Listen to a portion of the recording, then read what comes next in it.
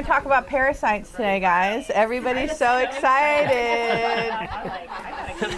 High quality demand topic here. My husband's like, I don't know anything about parasites. I'm like, you know more than you realize because we've been on this journey for a while. But most of the time, what people are asking us about is it safe? If you were going to do it, what should you do?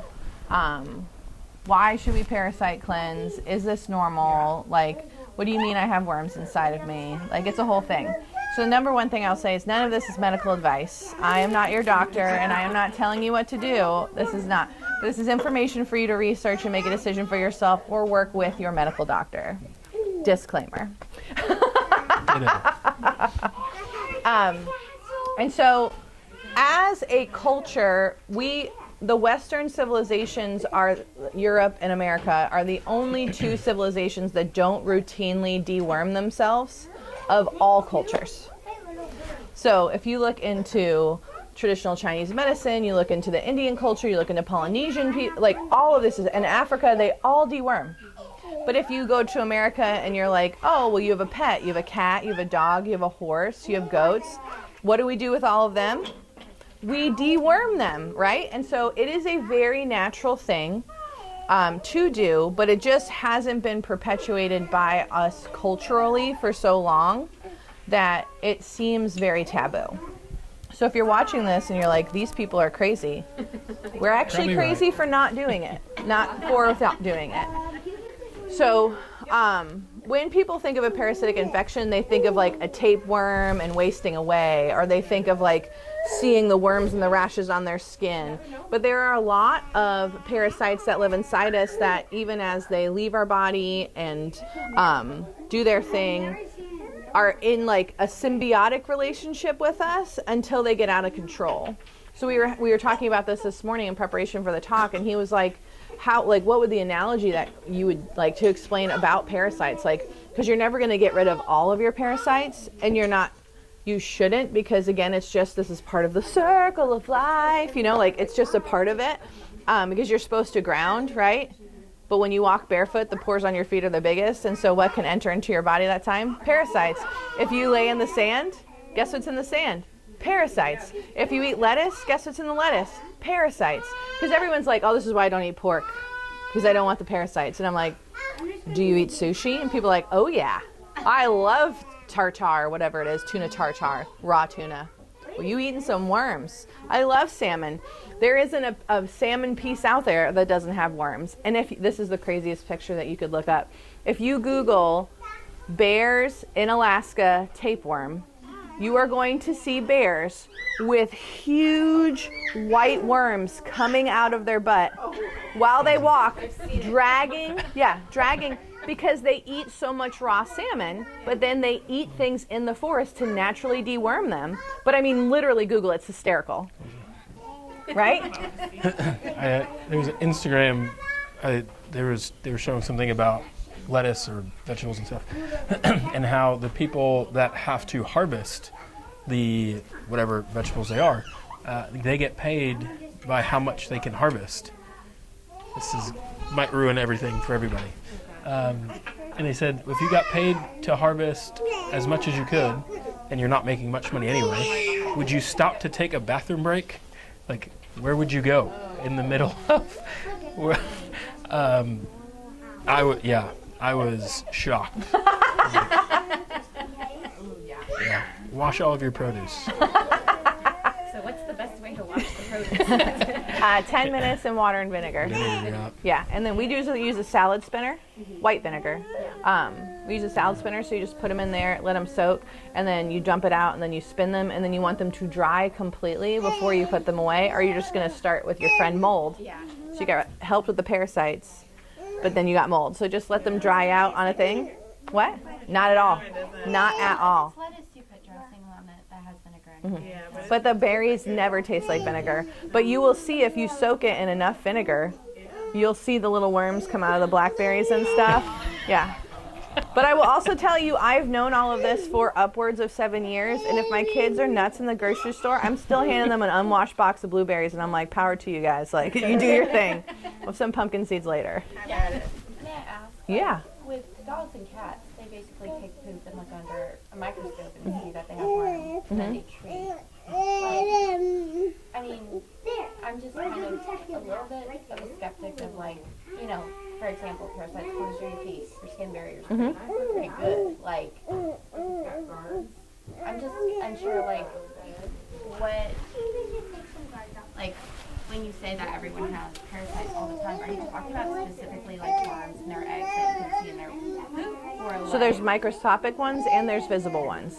Yeah. So there's dozens of kinds of worms. So there's worms like you can do a stool test for parasites specifically, and they will still miss them because there's stool parasites, there's blood parasites, there's all these different things. So there's so many different tests, and your typical medical doctor does not run those tests.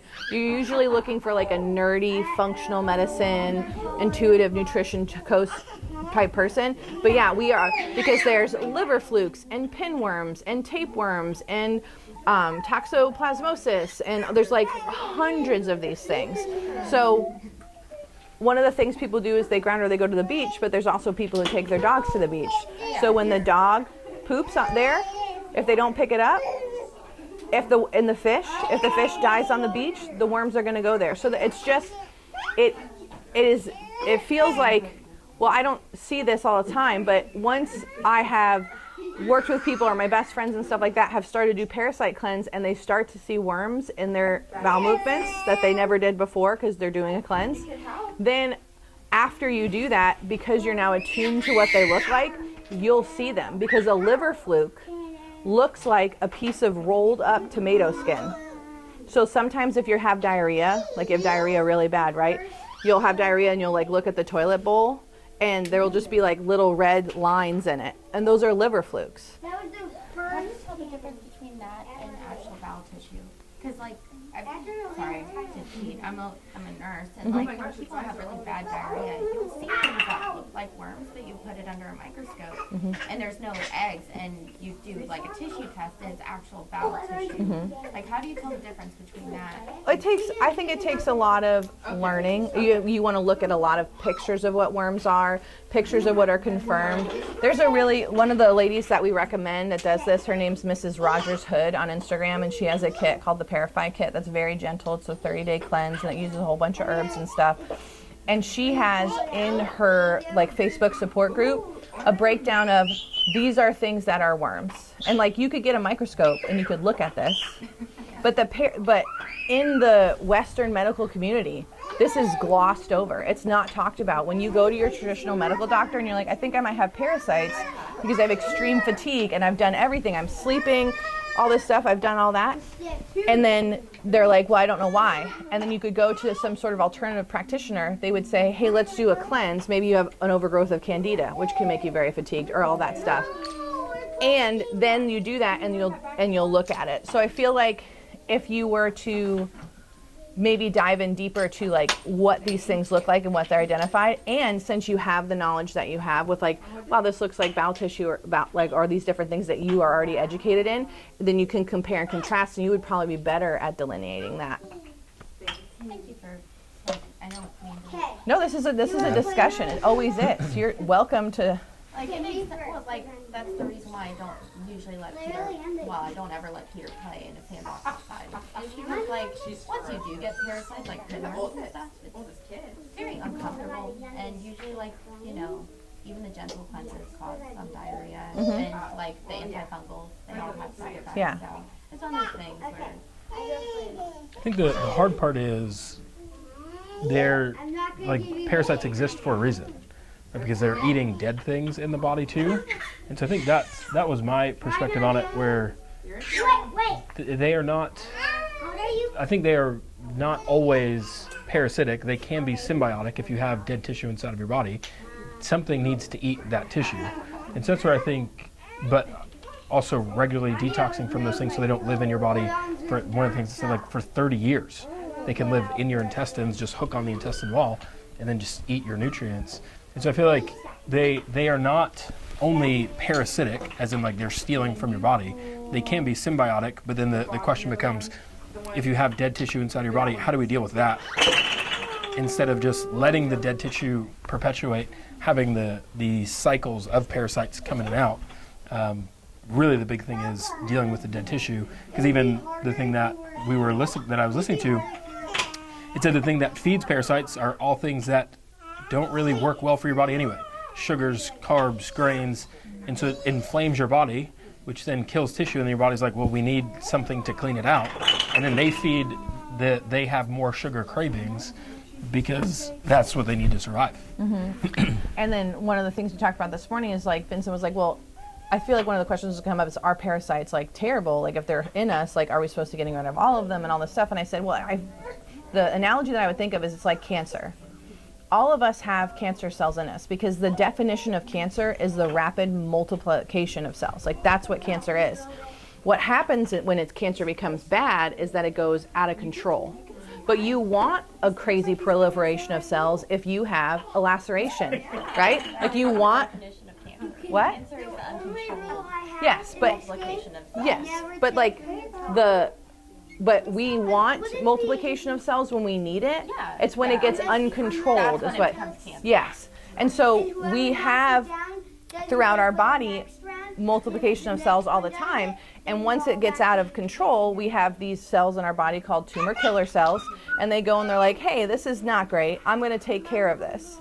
But when we don't have that, then things start to get out of control. And so it's the same thing with parasites. There's a lot of your body that's governing it, and then if we get into a state of sickness or we get into a state of stress or we go through a lot of hard stuff in our life, a lot of time people are grieving and they feel like they can't get out of the funk that they're in because they lowered their immune system and their stress response was so crazy, then they feel like they can't crawl out of it. And those are things where we could get into some gut dysbiosis, which can be just candida or it can be parasites. And so what are we doing here?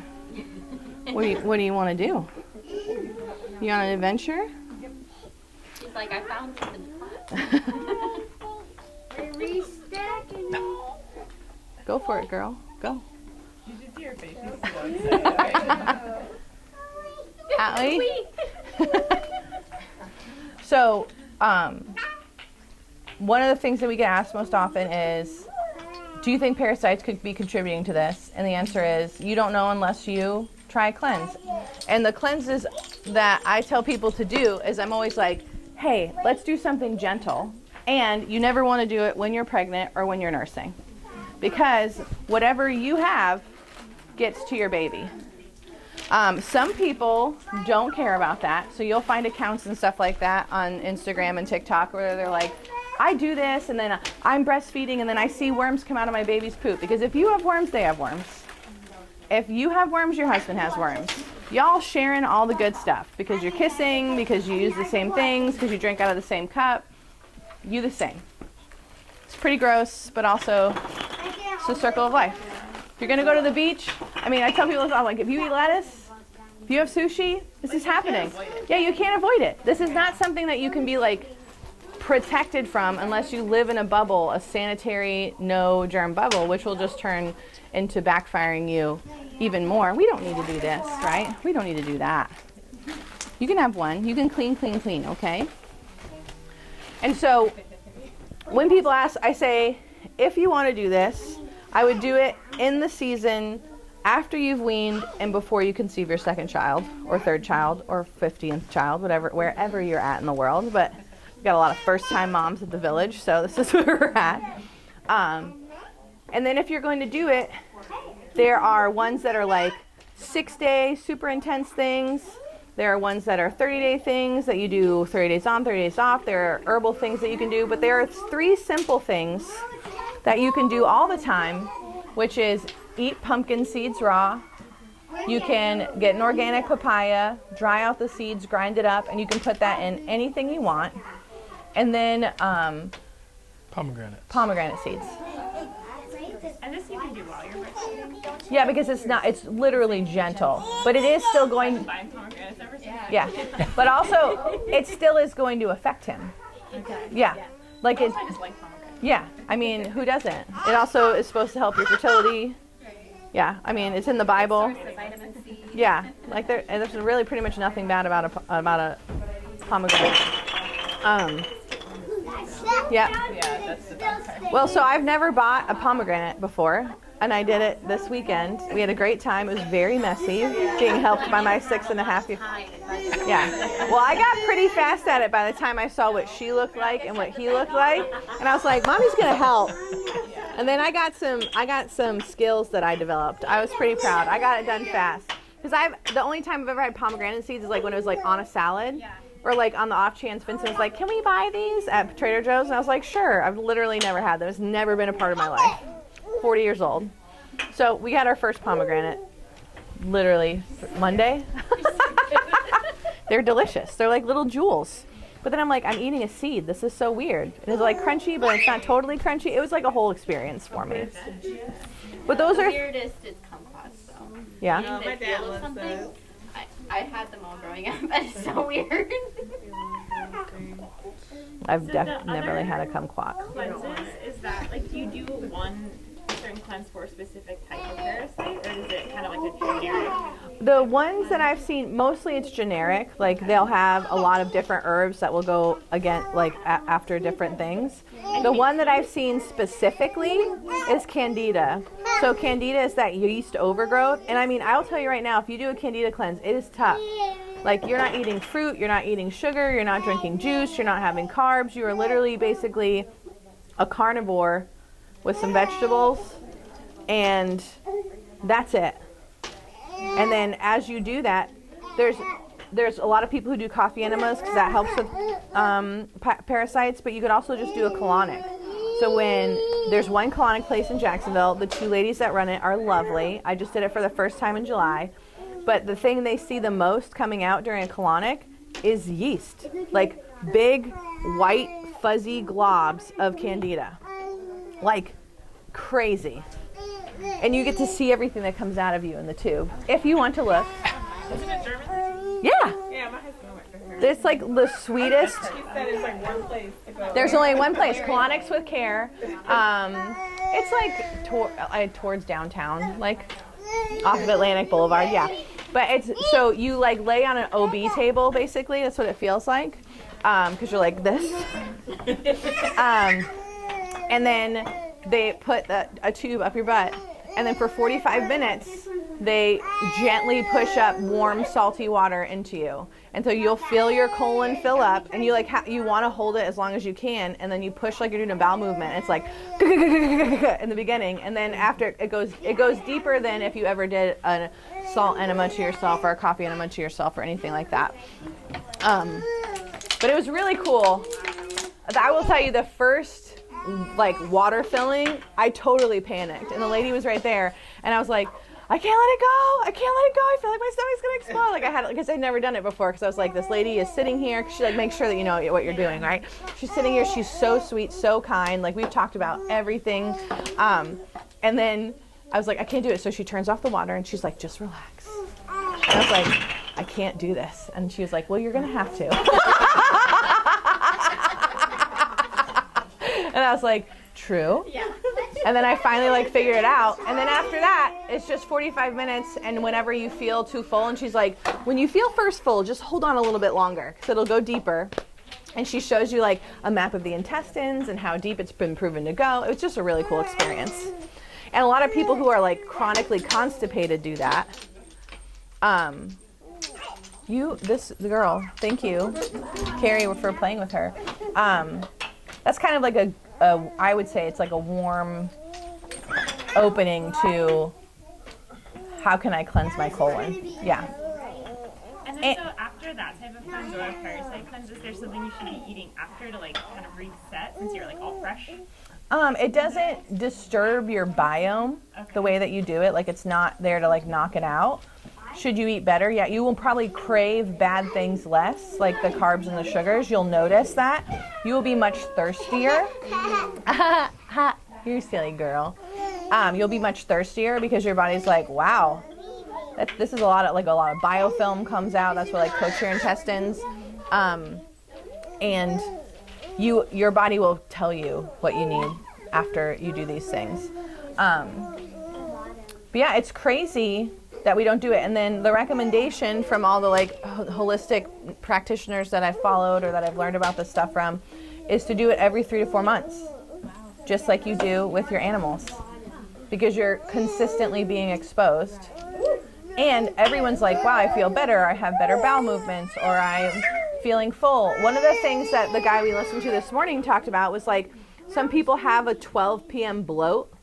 It's not that they need to poop, it's not that they ate too much, but all of a sudden their stomach will start to just puff out. And then as the day goes on, or then they go to sleep, they wake up, their stomach is flat and normal. But then every day they're getting that bloat at that same time. And that's the life cycle of those parasites that are inside them, releasing gas, expanding this area, and then the body does its best to get through it. And so like he was sharing his story. What?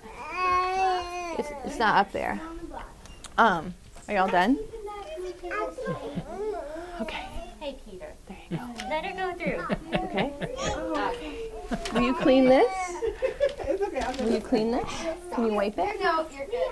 Peter needs to stop walking the door. But those are things, or if somebody has gone, they have unexplained rashes or unexplained things, and they've done all the traditional things, and they're just like, I'm so frustrated. Even if they've done a diet, like you can't eat your way out of this, but you can help have a healthier environment that your body can by the way that you eat. Yes. Quick question. I'm pretty open to things, but like, is there any studies that have been done? Like, Oh yeah, tons.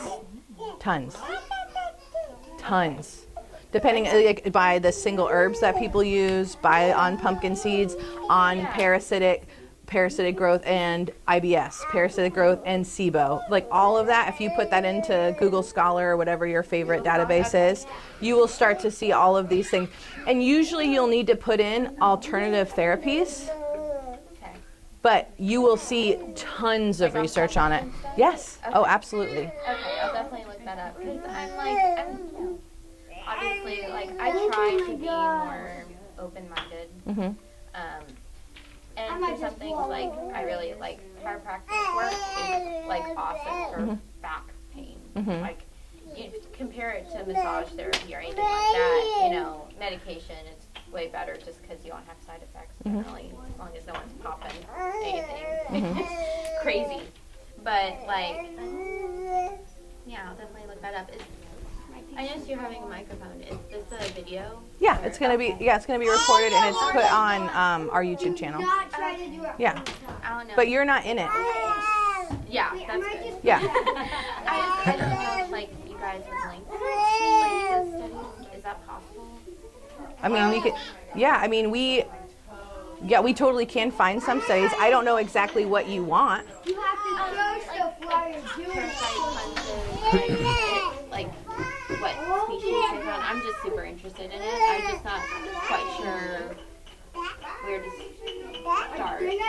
So I know you talked about parasite cleanses and colonics and like pumpkin seeds. I have no reason to like specifically doubt you. It's just one of those things where everything I believe I try to kind of look it up.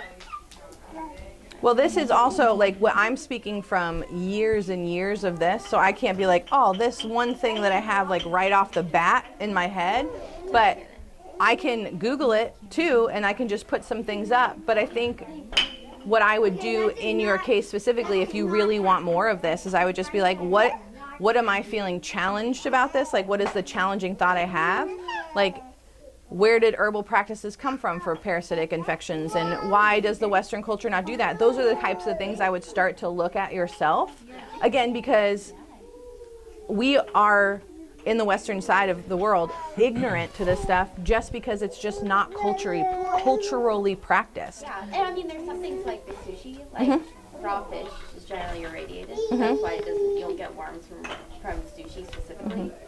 Like, it's things I have thought about, but, like, it's kind of foreign to me because I do come from, like, the traditional medicine side, and I see benefits. And, like, people say all the time, like, you know, I feel better whenever I do this. So it's kind of one of those things where Well, it's hard. Like I said, I've never been really exposed to it before. Yeah. So I think using the wisdom that you have, and because you have a more analytical mind than a majority of people that are gonna just like, there's people who are just watching this and they're like, I'm just a mom, or I was a teacher, or I was that. But with what you're training, you have a different way to think, and like you could read a research study in a different way, whereas a blog post might be something that's better for a different person. So I would just kind of think about what this is challenging in you and kind of search in that vein first. And then I feel like if you read about it just as either people's testimonies or different things, then you would start to see like, oh, black walnut hull, like what is that? And then you could look for a research article about that specifically. Or why does a pumpkin seed, why is that antiparasitic? And is it better if it's raw or cooked? Because I can tell you for 100% that is a study. Like, is it raw pumpkin seeds or cooked toasted cone seeds? What's better for parasites? Because that's an easy study to do. Yeah. Because like people always ask us for chiropractic research all the time, and I'm like, well, it's really hard to have a double-blind controlled chiropractic study because you can't fake an adjustment.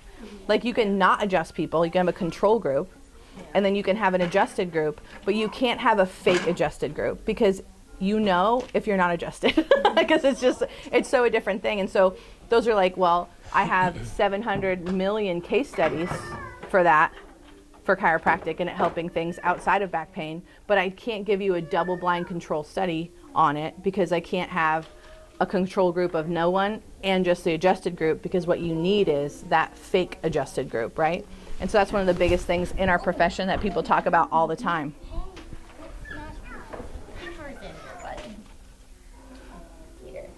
Come on, bud.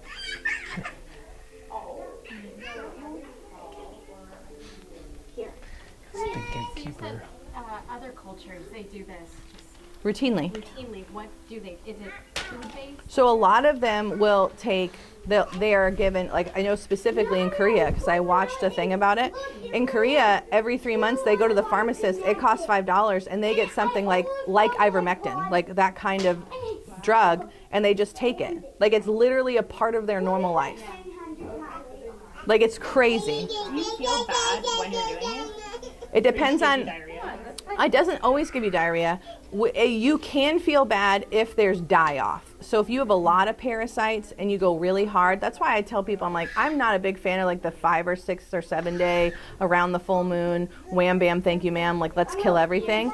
Because do you remember the name of the effect it's called? I think it starts with a H or W. Yeah, something like that. You could Google it easily, like what's the die-off called? It's some weird like German last name.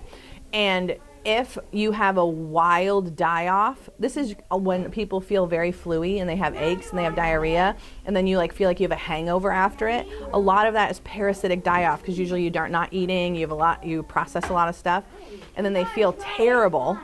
They'll say it's like flu-like symptoms, and that's because so many worms are dying and they're putting off all of their gases and stuff, and they want you to stop. They make you feel terrible. Herxheimer reaction, that's the name. I was like, I know it's like a weird German last name. But yeah, so you can feel bad. And so there are people who do it, especially men, that feel real bad. And you know how men are with a cold? Because they go too hard. Well, I just don't think, and this is not offensive to you, honey, I just don't think that they handle it. Well, if it offends them, I mean, everything we say offends people on the thing. I'm not really worried about them.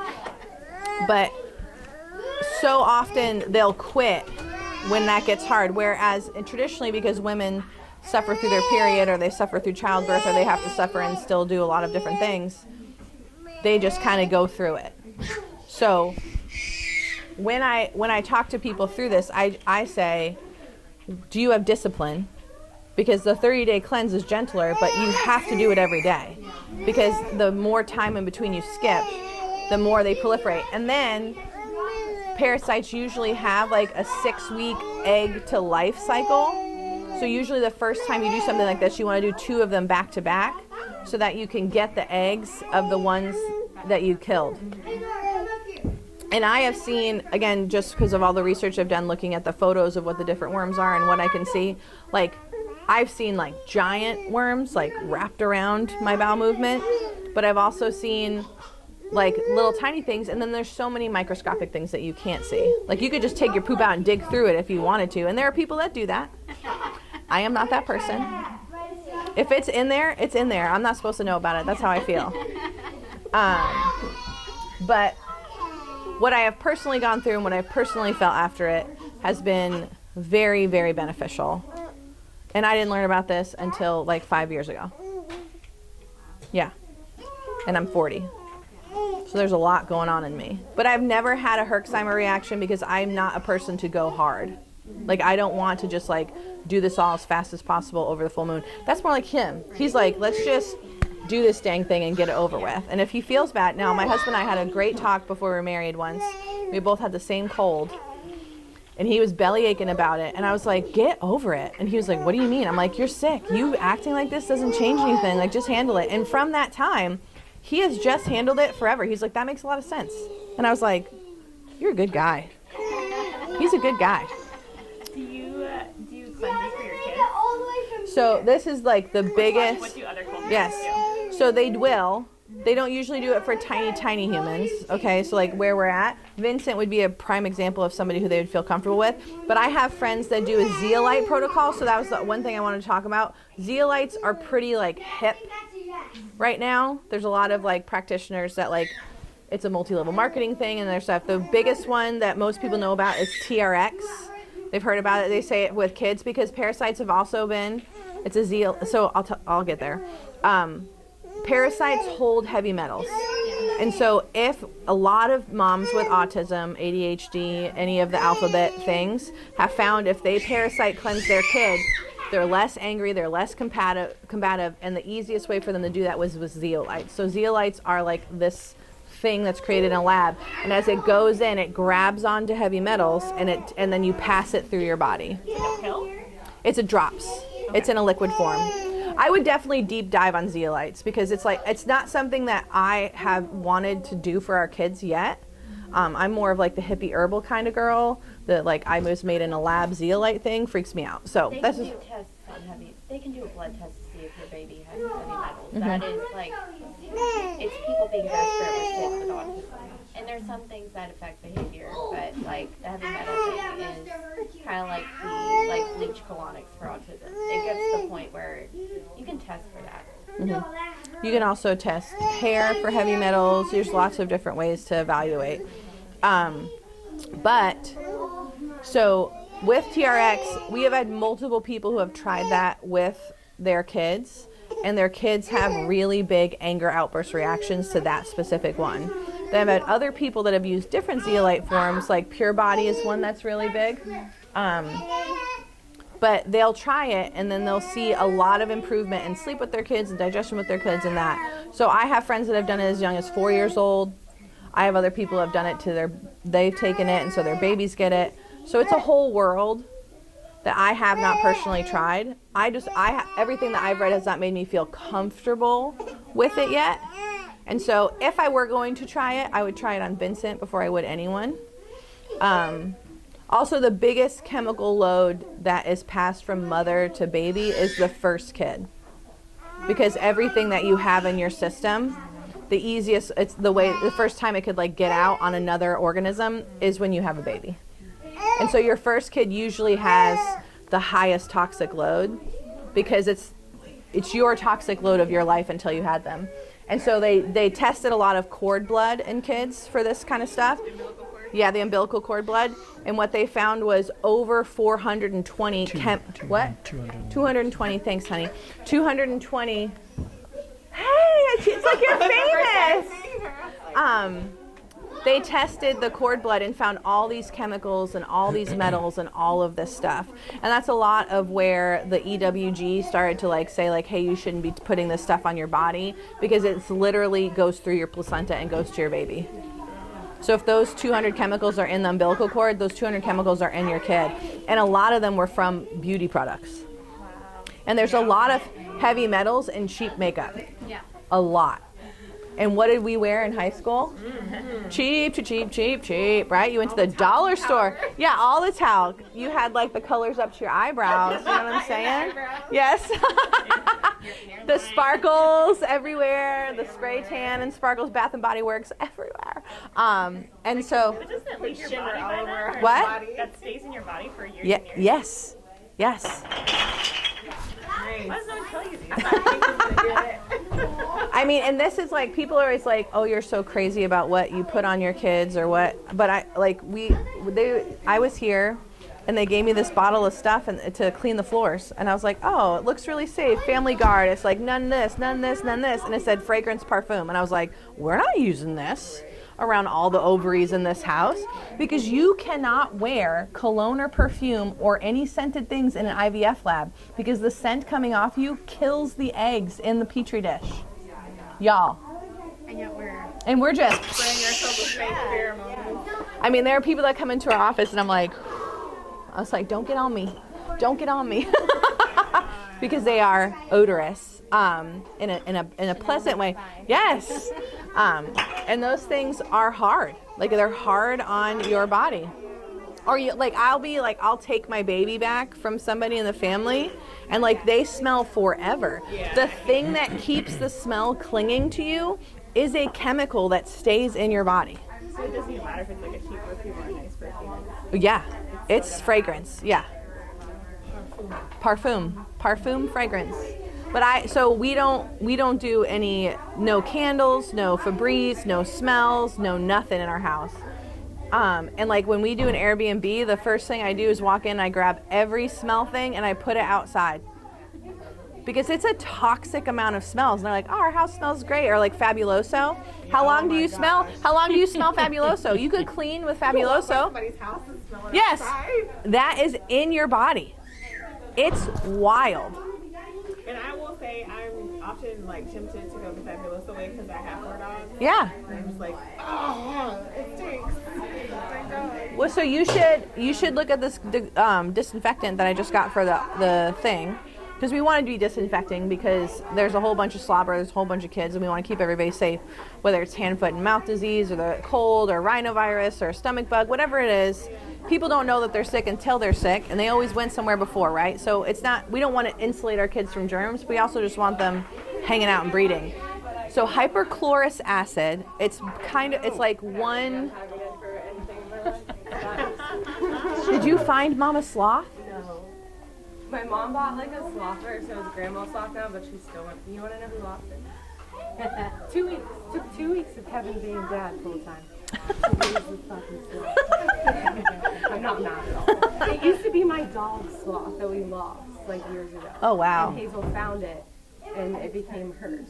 Oh, And wow, there's a lot of emotion there's a tied to lot. this sloth. A lot. And someone said they thought they found it on a stump. Mm-hmm. It was a hippo. You're like, that? Oh, a hippo, a sloth? I was like, dang it, Yeah. I was so someone hopeful else this was lost it. their levy. But there are communities of people that buy multiple of things, and there might be a lady I with bought it a. 17 years ago.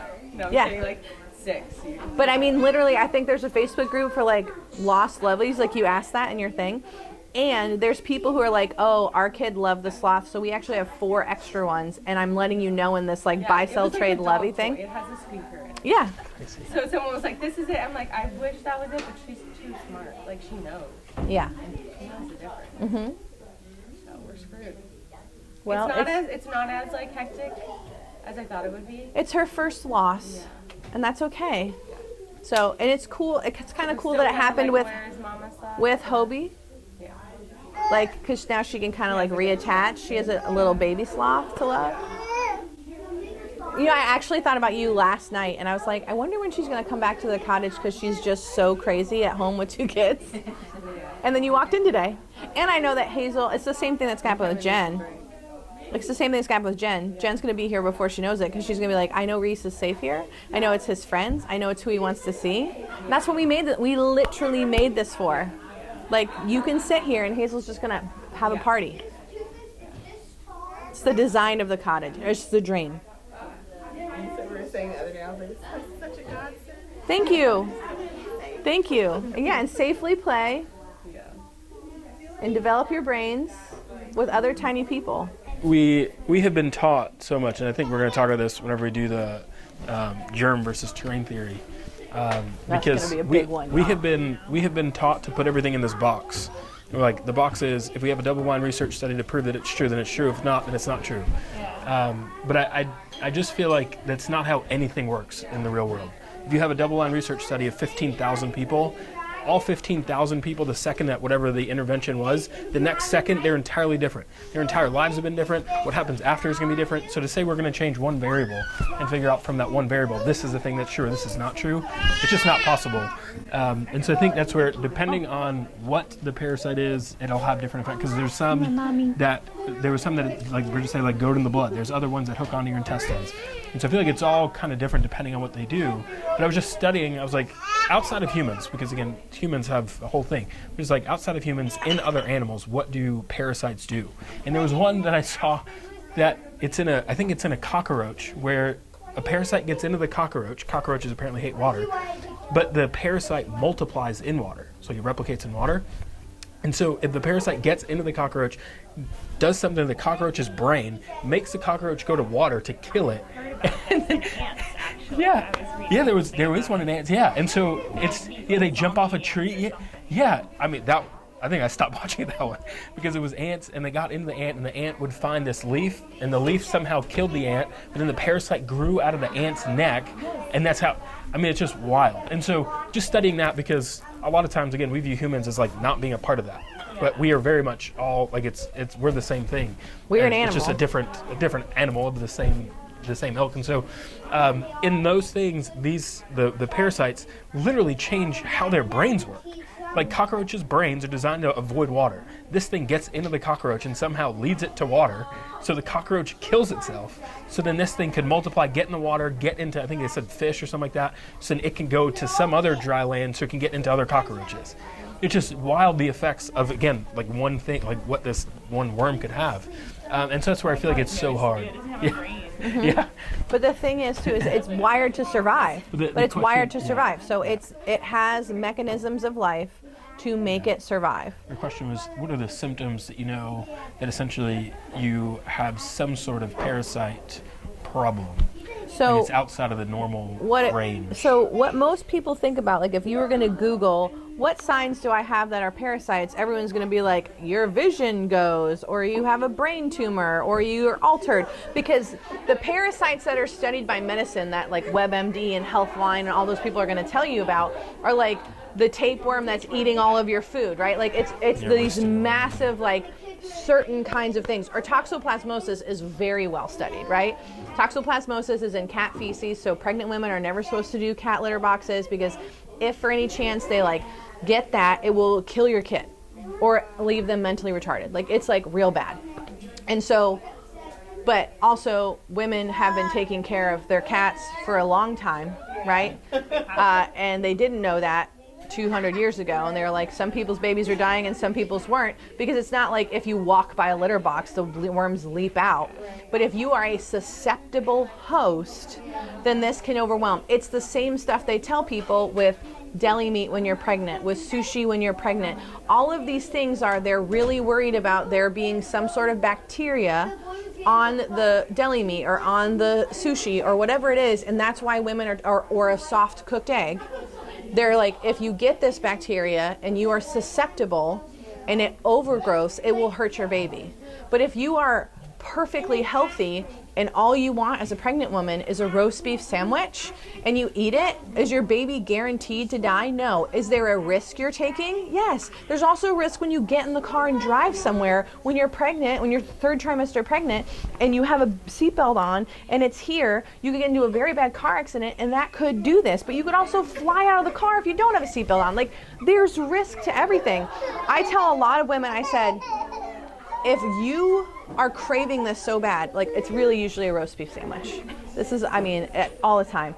They're like, I just wish I could have deli meat. I'm like, heat it up. Make it a hot sandwich. Have a hot ham and cheese, girl. Like, put the roast beef on a frying pan for 2.8 seconds, warm it up, and have it. Listeria, which is what it is not like this thing that's on everything, but if somebody poorly handled it, right? And then they'll be like, remember when Chipotle didn't have lettuce for like 10 years, right? Like, it was like It felt like. They were like, oh, we don't have lettuce. We don't have lettuce. It had an E. coli infection. It had this infection. Because lettuce carries a lot of stuff, because what does it do? It holds water. It's literally how the plant's designed to survive and thrive. But when you hold water and you're transported over long amounts of time, and you're cold and you're hot and you're cold and you're hot, it's not that the lettuce has bacteria. It was poorly handled. And they're like, this batch of frozen peas from Trader Joe's is recalled because one person had listeria. Like, well, did they leave their peas out too long? Did their husband use it for a wound, like a bump in the leg, and then put it back in the freezer and then they cooked it? But now we're taking all the peas off the market out of an abundance of caution.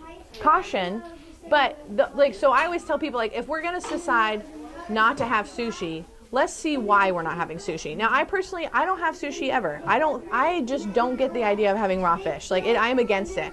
I'd have cooked sushi. So somebody's like, I really want sushi. I'm like, then have cooked sushi. Yeah.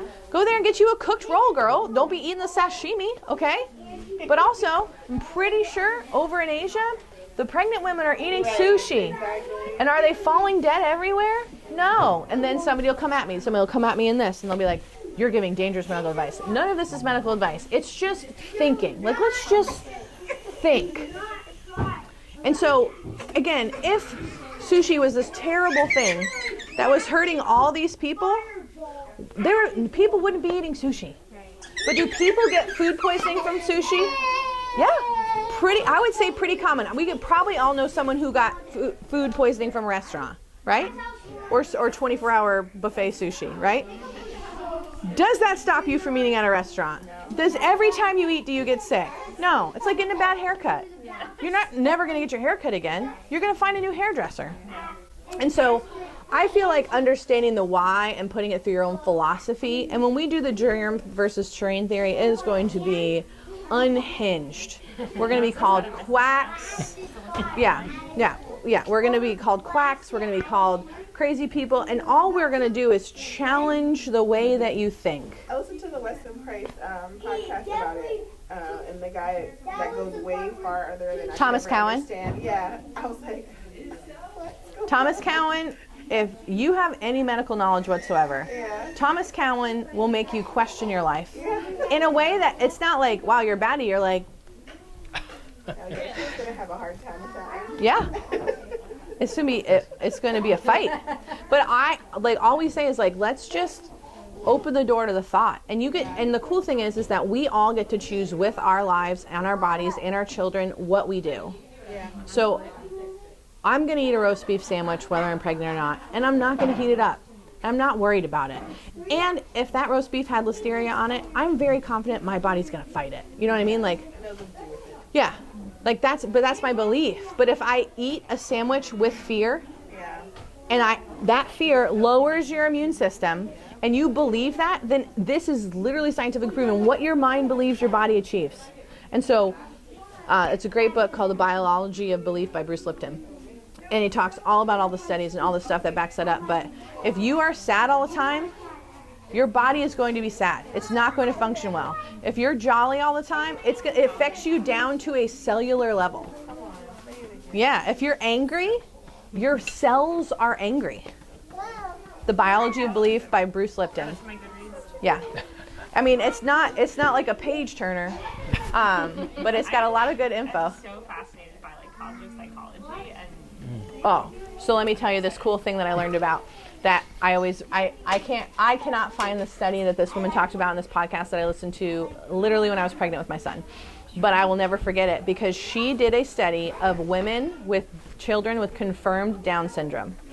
And she had a set of them who looked at all the positive attributes, everything that they could do to help their baby, and the celebration of their child having Down syndrome. And then she had a group of people who looked at Down syndrome as a curse, as everything that was that. And so she worked with these people, and the people who were positive, she like helped them think positively, get through the scary stuff, not go in the Facebook groups, all that stuff. Their children did not express the Down syndrome dream as severely as the ones who focused on the negative stuff. It's what that I remember I was pregnant with him, and I was like, And that's why I know that Anora's silliness and her like joyfulness, she's the most silly, most joyful of our kids. But because we lost a baby before her, I was so excited to have her. And when we got past the 18 weeks where we lost our son, I was still scared. Like I still had those fears, but I was just like, are you going to let me keep this one, God? Like I'm just so excited to meet you. And I also knew that I could not have conceived Anora if Isaac had lived. And so like the whole time I was like, what is your purpose on this world? Like why did God choose you Core memory. over him? Right? And it's not, and I mean, and I don't think that in a negative way. I'm just like, God took Isaac straight to heaven. Like, and this is my faith. And if this offends you, get over it, you too. But like, Isaac got straight to heaven. He didn't have to suffer. He was never cold. He was never hungry. Like God had a thing for him. And his story and our story has helped me help so many women. So it's really beautiful. But I knew because we conceived Anora 5 months after we lost him. Like how big her purpose on the world is going to be. And even though all of our children have that, I just felt it so profoundly as I carried her. And I laughed more, and I was so joyous, and I was so happy, even though we had a really hard first week of life because she had to go to the NICU. I'm sorry. But her personality is reflective of what I believed about her. You imprinted. Yeah, and I can see it. And Vincent, I was so excited to have. And all of my kids are really joyful because I've wanted children my whole life. But Karen, we had difficulty conceiving. We had secondary infertility. She was the baby I conceived after my mother died. And so there's just a deeper solemnness to Karen. But she also sparkles from the inside. But she's so there because she was, and that's why she's named after my mom, because she was in that gap of all of that sadness. And so it's just really like, so I'd really try to think about that and pray about that and also tell my children that. Like, this is what I know that God is doing with your life. But I prayed for a firstborn son my entire life. Literally from 8th grade, his name was Patrick. I had it all figured out. And his name was Pat. Vincent was like, sure, you can name the baby Patrick if it's a boy, because we never find out what we're having. And he came out and I was like, you are not Patrick. And I said, do you want a junior? Because I would like give up my, like, and like honoring my husband, I was like, I'm not going to do the, like, if it's a firstborn son and you want a Vincent Jr., like, I think that is really cool because we're big into family names. And he was like, I would never name a kid Vincent Jr. That's so arrogant. And Vincent Jr. is right there because he's him. I mean, they're identical. I mean, it's so funny. But that was our conversation. And then until we met him, we were just staring at him. I wrote every name that I had picked out for a boy in my life. I literally carried these names around in my heart since 8th grade. I wrote them in journals and stuff like that. And I put them on index cards and I held them in front of him. And I was like, no, you're not a Liam. You're not a Brian. You're not a Charles. Like, nothing. And then my sister was like, I think he's Vincent. And I was like, she goes, maybe you could name him something else, but I'm probably still going to call him Vincent because he's the clone of your husband. Dimples, chin, face shape, everything. And he still is. But he acts like me. And he's truly like my best pal. We could do anything together and have a good time. Yeah. Yeah. Celebrate your children, guys. But I think all those beautiful things, and I just started what I've wanted to do for 7 years, writing to my children in a notebook so that when they do something cool, when they do something cute, like it's not a baby book, I just want to be like, you did this today and I loved it. Or we had a really hard day today and I'm sorry that I yelled at you. And just like all those things, because like my mom died before I was ready. I was 36 or 34. And so like I didn't get to mother with a mother. And it's bull, Scubulon, not cool. But I don't want my kids to not have a piece of me because I'm the talker. I'm the communicator. I'm the relationship person. So if I'm gone, he's got so much weight on him that, and then both my parents are dead. So like there's no one to tell my kids about me. So if I don't do it, so I started this week, guys. I'm celebrating. When do you think you'll give it to them? They're older or like teenagers? I told them already that I'm doing it. So if they're like, can I read it? I'd be like, absolutely. And then I want to write to them like on their birthdays and on Christmas and like just those things. And I saw this idea where a man, instead of giving his wife cards for their anniversary and Mother's Day and all that stuff, he just writes in the same notebook. So anytime she like needs a boost and like needs to know, yeah. So did I send that reel to my husband? I 100% did.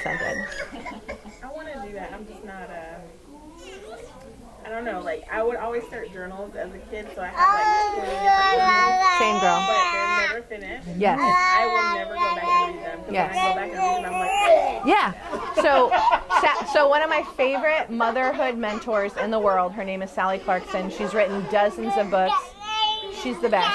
But she told her kids, my journals, like where I write and talk to God and wrestle, I want you to throw them away. Like, she's like, she asked them and they have like honored that, and her kids are all grown up now. But it's like, that was my private discourse with the Lord. Like, this is not like Emily Dickinson's letters to her friends, right? Like, no, I was mad and I wrote some mean things about your dad and y'all and everything, and I just wanted to leave, right? She didn't say that, but that's my interpretation. But she has... and this is the other thing that inspired me, is that Sally Clarkson has a podcast. She's written like 12 books. She's done all these teachings and things. And I was like, when she dies, her kids can hear her voice and get her wisdom on parenting whenever they want. And so part of the reason that we record this stuff and that we do that is so that, again, if anything happens to us, or just if we die of a happy old age, our kids can like have access to us with the wisdom that we have. Tell us all about it. Yeah. How did you get a Slancha chiropractic pen? I had it. How'd you get it? It's a good pen. They go like hotcakes. But anyway, I have never finished a journal. The only journal I've ever finished is like the church notes journal that I was real good at in my singleness, that I do not do now as a business owner, wife, and mother. Like, I just don't have that time. But when I thought about what Sally Clarkson's the legacy she's leaving her children of wisdom, I was like, I want that for my kids. And I'm an older mom, so like, I know if Karen waited till she was later to have kids, like her kids would be 18 and I would be 80 if I lived that long. And so like, I don't want her to not have access to me. I also think about death all the time because my parents both died. So I'm like, I'm going to pre-write them birthday cards. Again, in case lightning takes me or car accident or whatever God's plan is. Because a lot of people have anxiety about that. And instead of having anxiety, my anxiety is they wouldn't have me. And so I'm just going to do this tangible thing. And if it ends up being 4 pages, it's 4 pages more than nothing. yeah, that's true. And so, but it helped me to think about doing it for them. Journaling for myself, I hate, but doing it for them. And even if it's twice a year on their birthday and Christmas, it's still better than nothing. And I usually like get in a mood and then I do it. And then those books sit on my nightstand so I see them. They all have 3 pages in them, guys. Started this week. I love it. Yeah. I think that would be cool too for you if maybe in like 10 years you look back and say like, oh, on Tuesday in February, one of my kids made me smile. Yeah, because I didn't do baby books. So that's just not, I'm bad at that stuff. I shouldn't say that. It's just not one of my strengths. But the thing that made me write it is that I want to see, hey Vincent, could you come here for 2 seconds? I just want you to say the instrument word that starts with a P. Can you just come? I just want them to hear how cool you say it. Nice and loud and proud. Look at those dimples, guys. So what is that instrument that you do that has all the keys that we watched the guy playing last night? I'm not doing it. Can you do it, please? It'll make me so happy, buddy. Please. Can you say it? Piano. Piano. Thank you, buddy. I mean, I don't ever want to fix it. And he cannot say piano. Like he was like, I'm saying it wrong. Tell me how to say it. And I was like, I can't even say what he says. And I was like, I just want to remember this forever. Just like he used to drink all this water in the middle of the night, which Honora also does. But after he drank it all, he would say, yeah, and then lay down and go right to sleep. Like that's something you will forget. Like right now, it feels like you can't forget anything. But then stack kids and stack life. Thank you, Vincent. It was wonderful. Never is the cutest word you've ever heard in your life.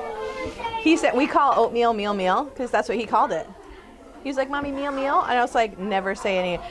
Karen said pancakes, so we still say pancakes. I'm not fixing that stuff, guys.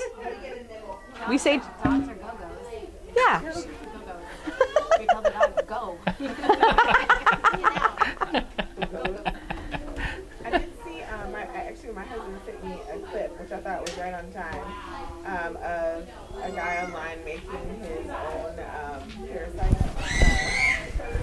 Yeah. He put oregano oil in little big capsules and then had mixed pumpkin seeds Yeah. and papaya seeds, something else. I forgot what the third thing was. Blended them all together and then shoved them in. And he's like, keep them in the fridge.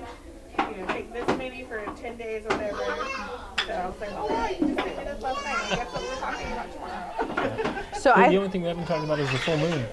Oh yeah, the full moon is when they are most active, which is why at hospitals, the world is unhinged on full moons because they're more active. And again, this is all scientifically proven. Because they will put them under, they test people. This is stuff that... How do the parasites know? Because of the magnetic pull. It's just like the tides. I don't know. It's some sort of magic that God made. Yeah, it's like some sort of trippy out stuff. It doesn't make sense. It doesn't, I can't tell you why. Magnets? I don't know. The moon is supposed to be a giant rock that doesn't glow but is reflecting light, but any other rock you shine something on doesn't reflect light. So I don't know. I don't understand. I don't understand any of it. But apparently the moon makes waves and the moon encourages parasites to whirl around. The moon also pulls out babies. Like there's just so many things that they say about the shift of the world as the skies go over it. And for whatever reason, it has been lined up that the full moon. So when people are like, God, why are my kids like insane? It's the full moon. That's what I was going to say as far as like, again, another sign. When we're trying to discern, I'd say it's anything super scientific, but if symptoms are worse around the full moon, it sends off the radar of maybe parasites are kind of a part of what's happening. Do they know if like the reverse is like we just had a new moon, right? Yeah. So is that does symptoms tend It's interesting. to lessen at all, or? It's a great observation. I don't know. Okay. There's a heavy focus on when it's, yeah, it would make sense. How deep does it go, like, with the different phases of the moon? Like, So